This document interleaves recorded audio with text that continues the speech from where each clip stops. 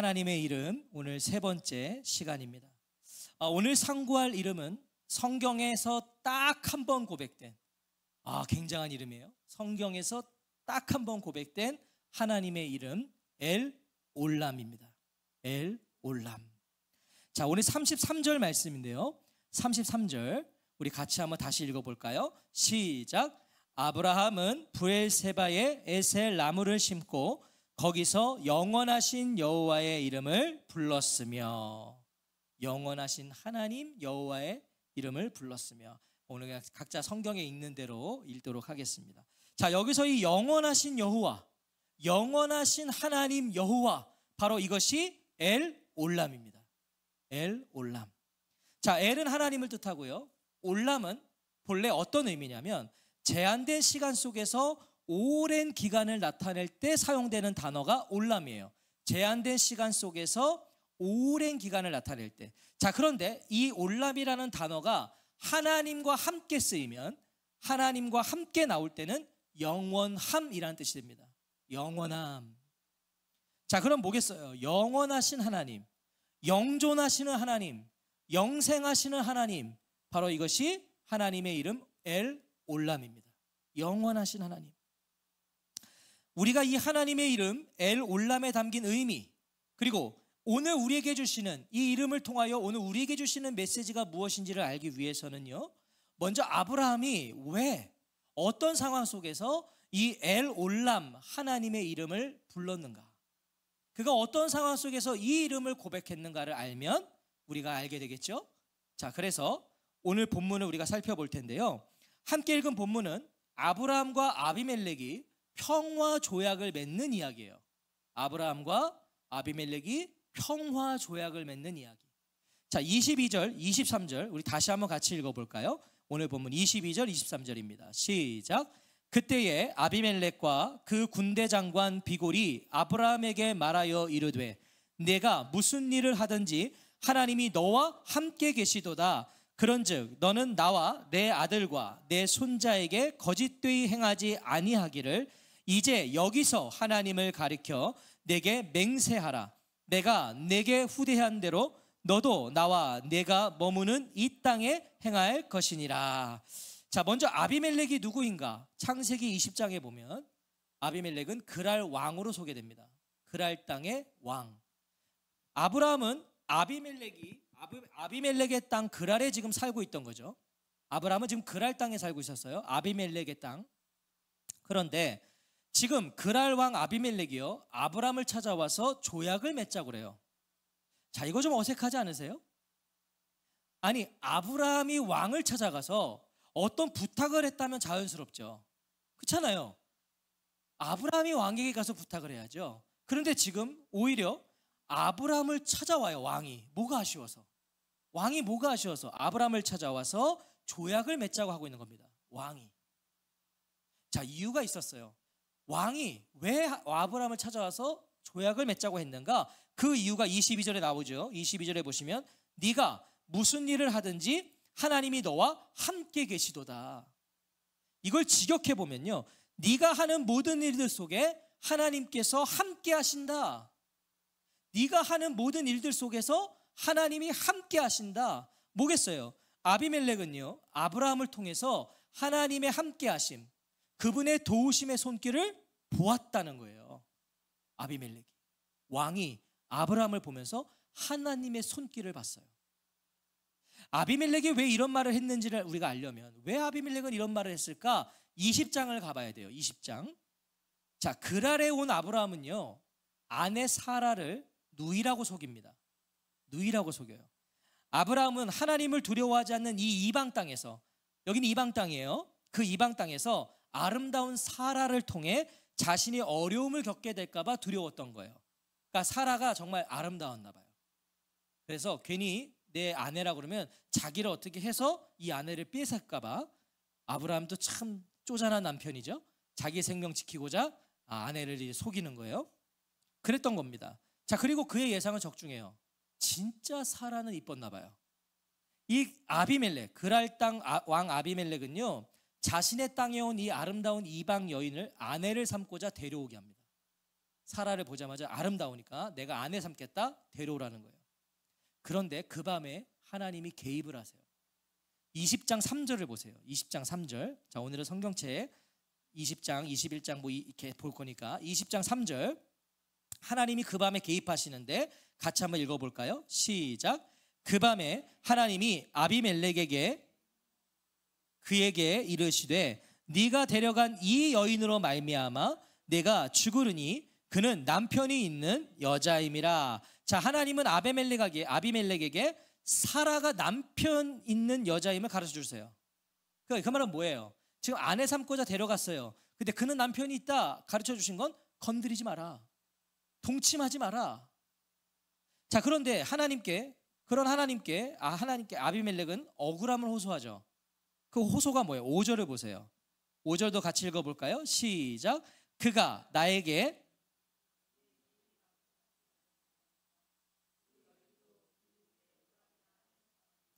나는 온전한 마음과 깨끗한 손으로 이렇게 하였나이다. 자, 아비멜렉은 억울하죠. 왜냐면 속였잖아요, 자기를 누이라고. 그러니까 이 억울하다는 거를 하나님도 아셔요. 아비멜렉이 억울하다는 거 하나님도 아세요. 그래서 네가 범죄하지 않도록 너를 막기 위해 내가 찾아왔다고 하시는 거예요. 그래, 너가 속은 거 알아. 그래서 나는 네가 죄를 범할까 봐, 너가 이 여인을 범할까 봐 내가 와서 막는 거야. 이렇게 얘기하신다고요. 얼른 사라를 다시 돌려보내라고 하십니다. 만약 그렇지 않으면 아비멜렉뿐만 아니라 그에게 속한 모든 자들이 반드시 죽을 거라 그러세요. 빨리 돌려보내라. 아비멜렉이 오금이 저렸을 겁니다. 하나님의 이 음성을 듣고. 날이 밝자마자 아비멜렉은요, 모든 종들에게 이 사실을 다 말해요. 다 알아야 된다 이거예요. 모두가 다 말하고 아브라함을 불러서 그의 아내를 돌려보냅니다. 자, 아비멜렉은 지금 살아계신 하나님을 경험했어요. 맞죠? 하나님이 찾아오셨잖아요.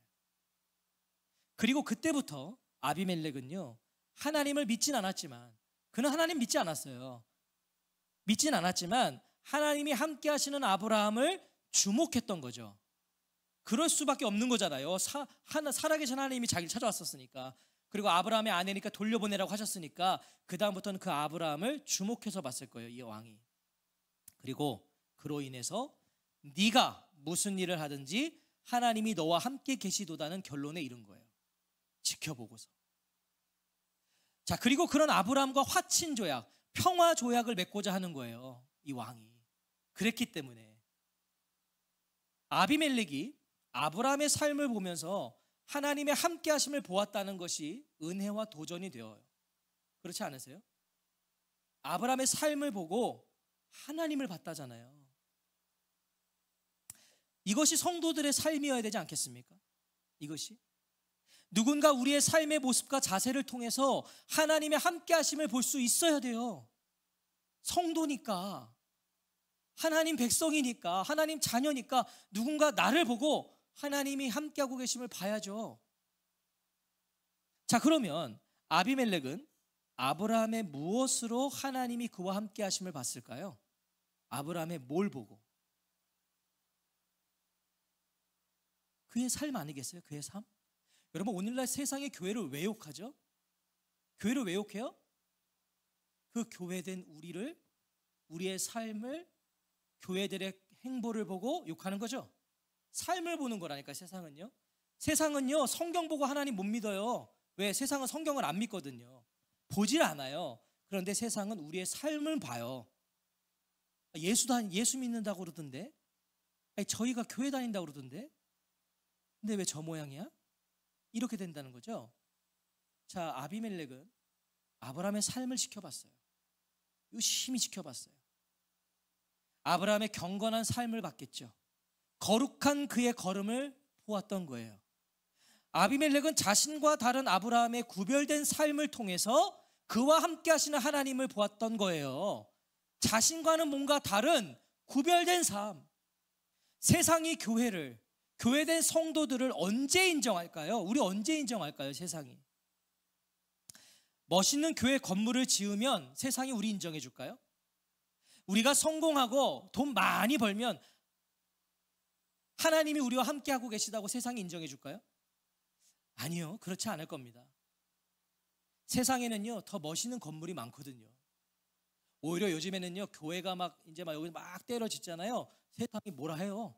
아우, 교회 저것들 또 험금 걷어다가 교회 저렇게 짓는 거 봐. 얼마나 부정적인지 모른다고 우리에게요. 그런 걸로 우리 인정하지 않을 거예요. 세상에는요, 성공하고 돈 많은 사람 즐비해요. 그러니까 우리가 성공하고 돈 많이 번다고 세상이 우리를 인정하지는 않을 거예요. 세상은 그러한 것으로 우리를 인정하거나 우리에게 감동하지 않아요. 많거든, 세상에 그런 사람은. 그것은 세상의 추구함과 똑같으니까. 세상이 막 쫓는 거랑 우리랑 똑같이 쫓는 거로밖에 보이지 않으니까. 세상은 자신들과 다른 행보를 주목하고요, 이해할 수 없는 구별됨을 인정하며 거기에 감동하는 거예요. 자신들은 도무지 이해할 수 없는 일을 하는 거야. 야, 이 교회 다니는 사람들, 예수 믿는 사람들, 야, 어떻게 저렇게 살지? 처음에는 그걸 조롱할 겁니다. 비아냥거릴 거예요. 야, 너희들은 왜 그렇게 살아? 바보야? 근데요, 그 다른 삶을 통해 세상은 그 앞에서는 비아냥거리고 조롱하겠지만 주목하게 돼요. 뭔가 이상하거든. 우리는 저렇게 못 살 것 같은데 어떻게 저렇게 살지? 그때부터 관심을 갖는 거예요. 그리고 나중에 인정하게 되는 거예요. 야, 다르네. 아비멜렉이 본 아브라함의 구별됨을 한번 볼까요? 그럼 아비멜렉은 아브라함의 어떤 구별됨을 봤을까? 21장으로 또 돌아오세요. 자, 21장 22절에 보면 오늘 본문의 시작이었죠. 그때에로 돼요. 그때에. 자, 이 그때에가 아브라함의 구별됨을 말해주는 거예요. 그때에는 뭐겠어요? 앞에 이야기를 말하는 거죠. 앞에 이야기를 하고 그때에. 그러면 앞에 어떤 이야기가 있었냐면 아브라함이 하갈과 이스마엘을 내보내는 이야기예요. 앞에 이야기가. 하나님의 약속대로 아브라함과 사라를 통해 아들 이삭이 태어나요. 그런데 하갈의 아들 이스마엘이요, 그 이삭을 자꾸 괴롭혀요. 놀리고 괴롭혀요. 사라가 어땠을까요? 지금 이게 얼마 만에 얻은 아들인데 사라는요, 당장 하갈과 이스마엘을 내쫓으라고 그럽니다. 아브라함에게. 저것들 빨리 내보내라고. 하지만 아브라함은 그렇게 할 수 없어요. 쉽게 그럴 수가 없는 게 이스마엘도 내 아들이거든요. 아브라함에게는. 그런데 어떻게 내가 그렇게 쉽게 내칠 수 있겠어요? 내 아들인데. 하나님은 그런 아브라함에게 찾아와 말씀하세요. 자, 21장 12절 13절 볼까요? 12절 13절 같이 읽어보겠습니다. 시작. 하나님이 아브라함에게 이르시되 네 아이나 내 여종으로 말미암아 근심하지 말고 사라가 내게 이른 말을 다 들으라. 이삭에게서 나는 자라야 내 씨라 부를 것임이니라. 그러나 여종의 아들도 내 씨니 내가 그로 한 민족을 이루게 하리라 하신지라. 자, 하나님은요, 하나님의 뜻과 이스마엘을 향한 하나님의 계획을 말씀해 주세요. 그러면서 아브라함을 먼저 위로해 주시는 거예요. 아브라함아, 내가 너 마음 다 안다. 그런데 내가 너에게 말했지, 이삭을 통해서 난 자가 너의 씨가 될 거야. 하지만 걱정하지 마라. 이 이스마엘도 내가 한 민족을 이루어 줄 거다. 위로해 주신다고. 그리고 그 하나님의 말씀에 따라서요, 아브라함은 하갈과 이스마엘을 자신의 품에서 내어보내요. 하나님 말씀하셨기 때문에. 아비멜렉이 본 아브라함의 구별된 삶 중에 하나가 바로 이것이에요. 이게 왜 구별된 거야? 자, 보세요. 당시의 아들은 재산이에요. 당시의 아들은 힘으로 여겨졌어요. 그래서 아들이 많을수록 그 사람은 힘을 가진 사람이에요. 더군다나 그 아들을 통해 낳은 모든 자손은 다 내 거거든요. 그게 그 당시의 이해예요. 그러니까 아들이 많을수록 힘이 셀 수밖에 없는 게 그 아들이 낳은 자식들은 다 내 거거든. 그런 이스마엘을 하나님의 말씀에 따라서 하나님이 내어 보내라고 하셨다고 바로 내려놓는 아브라함의 그 모습을 보면서 아비멜렉은 다름을 본 거예요. 세상은 내려놓을 수 없는 아들을 아브라함은 내려놓는 걸 본 거예요. 자신의 힘과 자신의 재산을 내려놓는 거예요. 그거에 아비멜렉이 주목한 거예요. 세상의 논리와 세상의 방식과 방법이 아닌 하나님의 말씀을 따라 하나님의 뜻을 좇아 살아갈 때 세상은 우리와 함께 계시는 하나님을 보게 된다는 걸 기억하시기 바랍니다. 그때 보는 거예요. 야, 어떻게 저렇게 가지? 야, 어떻게 저런 길을 걸어가지? 어떻게 저런 선택을 하지? 그때 보는 거예요. 진짜구나. 진짜. 아브라함은 자신과 평화 조약을 맺자는 아비멜렉의 요청을 받아들입니다. 아브라함 입장에서는 이거 마다할 일이 없잖아요. 그 땅에 왕이 조약을 맺자는데 나보고 마다할 이유가 없어요. 그런데 한 가지 문제를 딱 짚고 넘어가요. 확실하게 하고 넘어갑니다. 아브라함이 바로 우물에 관한 문제였어요. 우물. 광야 지역에서 우물은 생명과도 같습니다. 그래서 가축을 키우는 사람들은요, 이 우물을 두고 늘 싸웠다는 거예요. 서로 내 우물이다, 네 우물이다, 내가 먼저 왔다, 늘 싸웠다는 거죠. 문제는요, 이 아비멜렉의 종들이 아브라함의 우물을 빼앗은 일이 있었던 거예요. 지금 그 얘기를 꺼낸 거예요. 아브라함이 당신의 종들이 내 우물을 빼앗은 적이 있다. 아브라함은 앞으로 그런 일이 생기지 않도록 조약을 맺기 전에 확실히 하고 싶었던 거죠. 정말 나와 화친 조약을 맺을 거면 내 우물 보장해라. 자, 이걸 건드린 거예요. 아비멜렉은 몰랐다고 말해요. 제가 봤을 땐 진짜 몰랐던 것 같아요. 아비멜렉은. 그리고 다시는 그런 일이 없을 거라며 언약을 세웁니다. 거기서. 이때 아브라함이 아비멜렉에게 7 암양 새끼를 주었다고 말씀해요.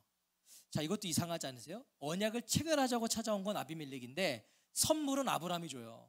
상식적으로는 언약을 맺자는 사람이 선물을 갖고 와야죠. 근데 지금 언약을 맺자고 찾아온 사람에게 아브라함이 선물을 주는 거예요. 자, 그 선물의 의미가 있어요. 30절을 보세요. 30절 같이 읽어볼까요? 시작. 아브라함이 이르되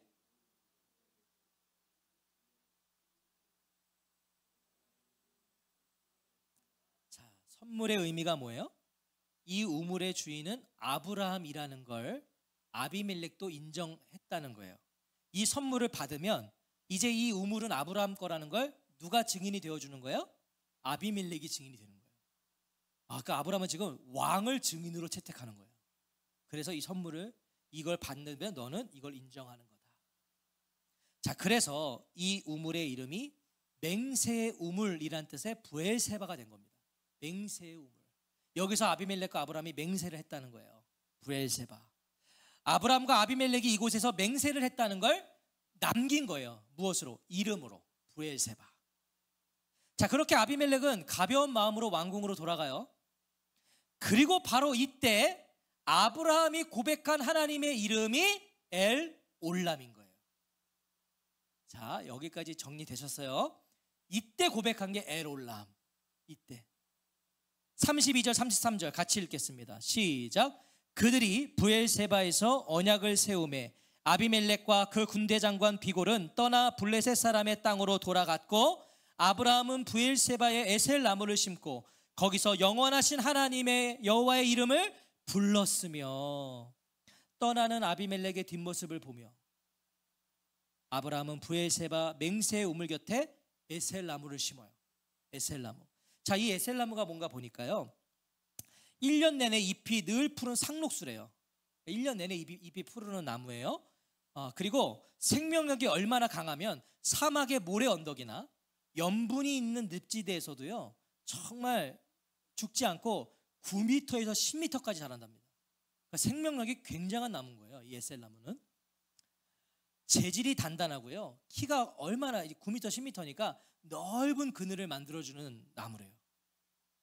자, 왜 아브라함은 그러면 브엘세바에 이 에셀 나무를 심었을까? 왜? 자, 먼저 나무를 심었다. 이것은 제단을 쌓았다라는 의미입니다. 제단을 쌓았다는 거예요. 장막을 옮길 때마다 우리가 성경에 보면 아브라함은 그곳에 제단을 쌓았어요. 옮길 때마다, 그죠? 장막을 옮길 때마다 제단을 쌓고 또 장막을 또 치고 계속 이렇게 다 왔어요. 아브라함은요 아비멜렉과 언약을 세운 브엘세바에서 에셀 나무를 심으면서 가장 먼저 뭘 한 거예요? 하나님을 예배한 거예요. 예배한 거예요. 재질이 단단하고 생명력이 긴 에셀 나무가 아브라함에게는 이 순간에 큰 의미가 되어줬겠죠. 네, 아비멜렉과 약속을 맺었으니까 에셀 나무는 큰 의미가 됐을 거예요. 자, 그렇게 에셀 나무를 심고 아브라함은 고백을 해요. 엘 올람, 영원하신 여호와의 이름을 불렀으며. 자, 불렀으면은 뭐겠어요? 예배했다는 뜻이에요. 예배했다. 자, 이제 지금부터 중요해요. 영원하신 하나님을 예배했다. 아브라함이 왜 하필 이때 이 자리에 에셀나무를 심고 하나님을 예배하며 엘 올람, 영원하신 하나님의 이름을 불렀는지가 보이세요? 왜 하필 이때, 왜 이 순간에 아브라함은 엘 올람을 불렀을까? 자, 이게 여기에 의미가 있는 거 아니겠어요? 여기에는요, 아브라함의 엄청난 고백이 담겨 있는 거예요. 지금 엄청난 고백. 잘 들어보십시오. 아비멜렉과 언약을 세운 직후죠. 언약을 세운 직후 아브라함이 영원한 하나님을 찾았다는 거, 이것은 뭘 말해주는 거예요? 아브라함은 아비멜렉과 그의 약속을 신뢰하지 않았다는 거예요. 그를 의심했다는 게 아니에요. 그를 의심했다는 게 아니라 세상의 모든 것은 영원하지 않다는 거, 다 변한다는 아브라함의 신앙 고백인 거예요. 지금 자, 이 땅의 모든 건 다 변해요. 다 변해요. 영원한 건 이 땅에 없습니다. 사람도 변하고요, 사람의 마음도 변하고요, 환경도 다 변해요. 우리 마음이 얼마나 잘 변해요. 그것을 알기 때문에 아브라함은 엘 올람, 영원하신 하나님을 부르며 찾는 거예요. 자, 그럼 뭐겠습니까? 자신은 아비멜렉이 아니라 영원하신 하나님을 믿겠다는 거예요. 약속은 아비멜렉과 했지만, 내가 지금 약속은 아비멜렉과 했지만 아브라함은 하나님을 신뢰하기로 한 거예요. 하나님, 이건 뭐겠습니까? 왜? 하나님은 엘올람, 영원하신 하나님이시니까 나는 하나님 신뢰하겠다는 거예요. 영원하신 하나님이 기억해 주셔야 된다는 거예요. 아비멜렉의 마음조차도 영원하신 하나님이 지켜주셔야 그것을 이루어 준다는 거예요. 그래서 엘올람, 영원하신 하나님을 부르는 거예요. 아브라함의 신앙이 놀랍지 않으세요? 야, 방금 왕하고 약속을 했는데 하나님 신뢰하겠다는 거예요. 왜? 저 왕조차도 하나님이 그 마음을 지켜주지 않으시면, 영원하신 하나님이 그 마음을 기억하지 않으시면 저 인간도 마음을 바꿀 걸 아는 거예요. 분명 지금까지 아브라함은요, 여호와라는 이름만 불렀어요. 성경에 보면 그냥 어디 가나 제단을 쌓고 아브라함이 여호와를 불렀다고 그래요. 그냥 여호와. 창세기 12장 8절에 보면 거기서 베델 동쪽 산으로 옮겨 장막을 치니 서쪽은 베델이요 동쪽은 아이라. 그가 그곳에서 여호와께 제단을 쌓고 여호와의 이름을 불렀다. 여호와. 지금까지 아브라함은요, 늘 여호와의 이름을 불렀어요. 그냥. 그런데 하갈을 통해서 엘로이, 살피시는 하나님의 이름을 부르게 되었죠. 그 다음에 99세 인간적인 모든 희망이 끊어졌을 때, 어떤 희망도 이제 남지 않았을 때 하나님이 찾아오셔서 뭐라 그랬어요? 엘 샤다이, 전능하신 하나님의 이름을 부르게 됐잖아요. 아브라함이 하나님을 통해서. 자신은 안 된다고 여겨서 엘리에셀을 통해 자녀 달라고 그랬어요. 안 주시니까 이제 안 된다, 그냥 내 사랑하는 종을 통해 아들 주십시오. 그리고 또 어떻게 했습니까? 결국 하갈을 통해서 이스마엘을 낳았어요.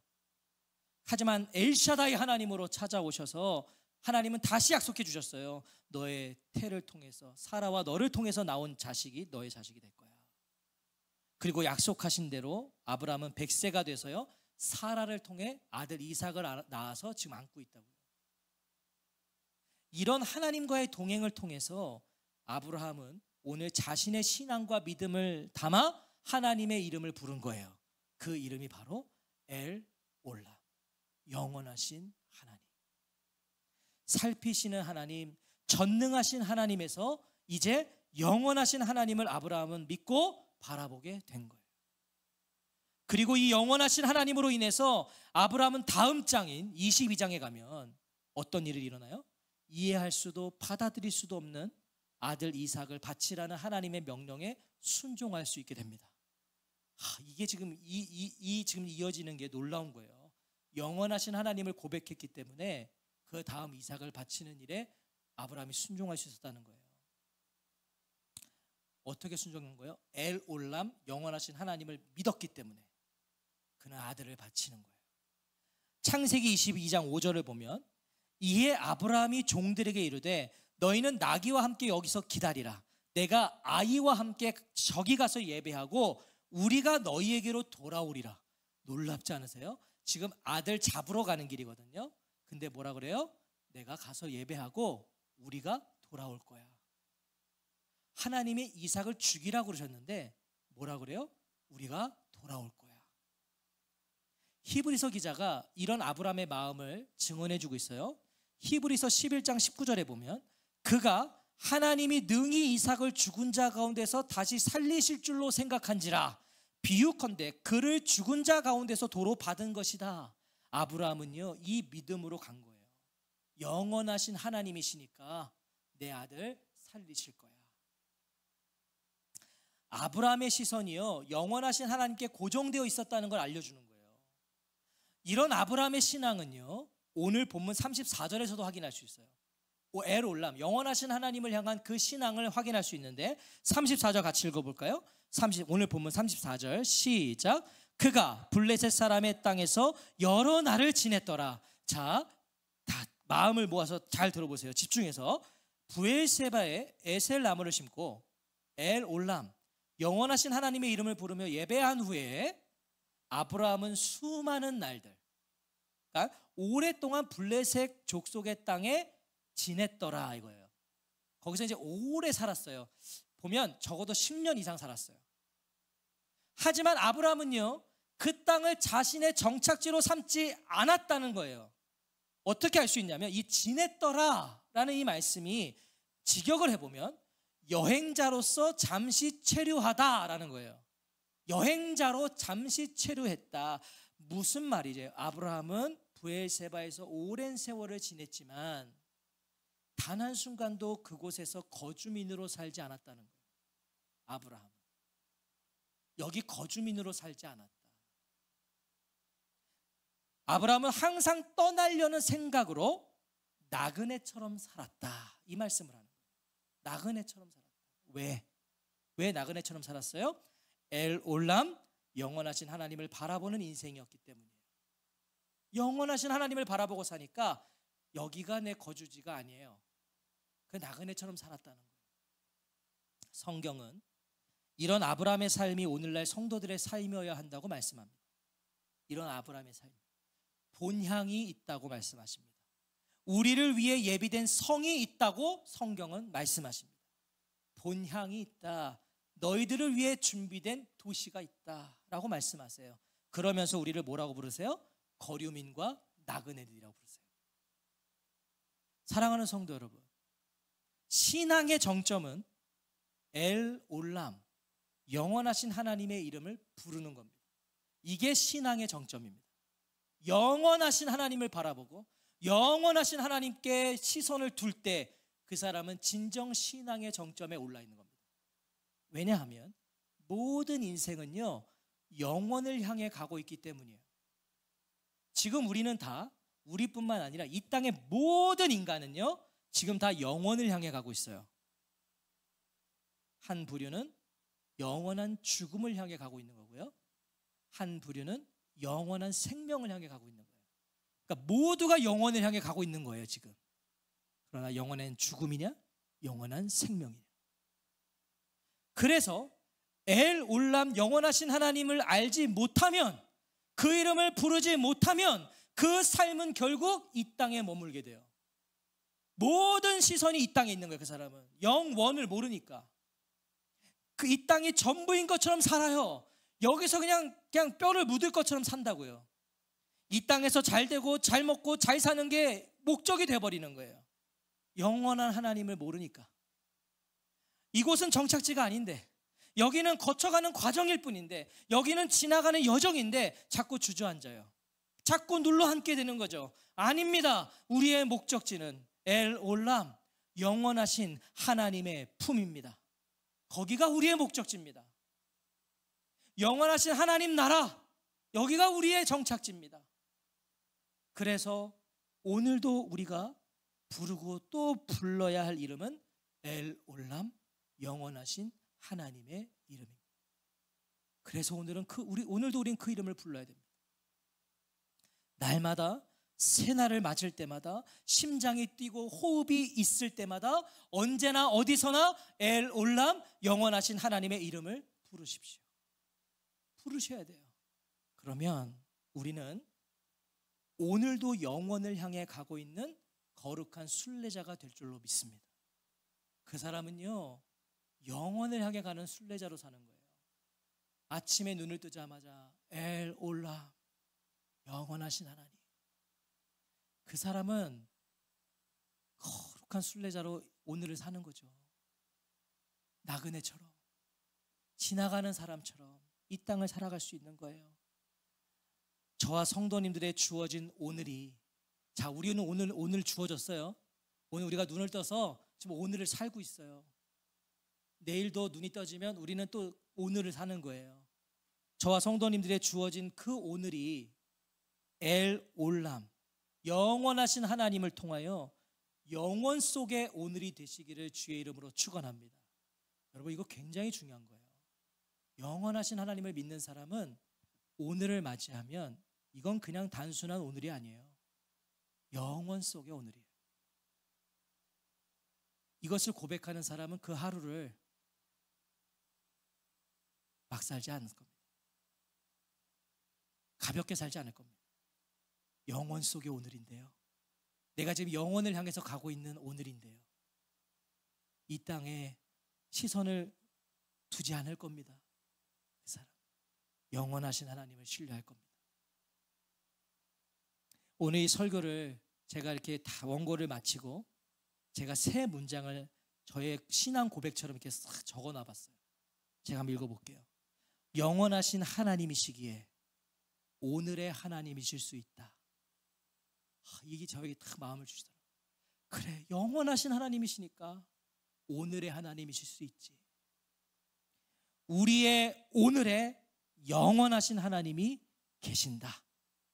우리가 엘 올람, 그분의 이름을 부르고 있다면, 이것이 저와 성도님들의 신앙 고백이 되기를 소원합니다. 우리가 오늘 엘 올람, 영원하신 하나님을 부르고 있다면 우리의 오늘은 영원 속의 오늘이 되는 거고, 오늘 우리의 삶 속엔 영원하신 하나님이 계신 겁니다. 누굴 신뢰하시겠습니까? 누구를 의지하시겠습니까? 이 땅에 그 무엇이 우리를 지킬 수 없습니다. 엘 올람, 영원하신 하나님을 부른 그 아브라함의 심정을 날마다 소유하시기를 주님의 이름으로 축원합니다.